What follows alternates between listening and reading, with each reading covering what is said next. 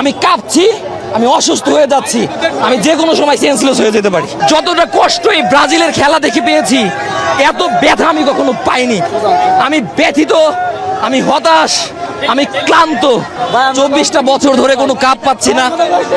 প্রতিবারই হেক্সা পূরণ করার কথা বলছি যে এবার হেক্সা পূরণ হবে, কিন্তু কোনোভাবেই আসলে কমপ্লিট করতে পারছি না। বন্ধু বান্ধবের কাছে মুখ দেখানো যাবে না। আমার ফ্যামিলিতে সবাই আর্জেন্টিনা করে, আমার 14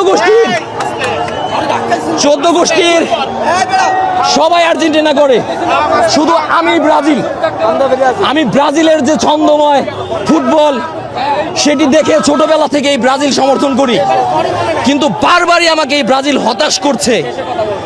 আমি খুবই হতাশ।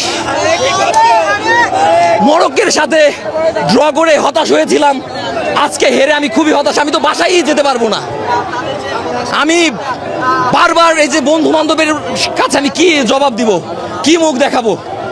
আর এই যে আর্জেন্টিনার যে উগ্র সমর্থক, এরা তো আমাকে ছেয়ে ধরবে।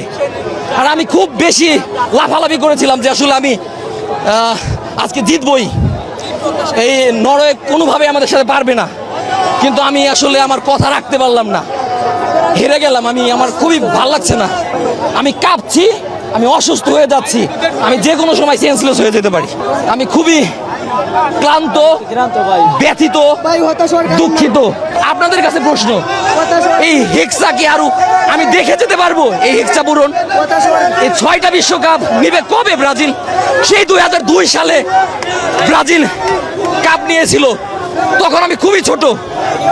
সেই তারপর থেকে আর কাপ নাই। আমি এতটা হতাশ হইনি। আমি অনেক ব্যথা পেয়েছি জীবনে, কিন্তু ব্রাজিল যে পরিমাণ ব্যথা আমাকে দিয়েছে, যতটা কষ্ট এই ব্রাজিলের খেলা দেখে পেয়েছি, এত ব্যথা আমি কখনো পাইনি। আমি ব্যথিত, আমি হতাশ, আমি ক্লান্ত।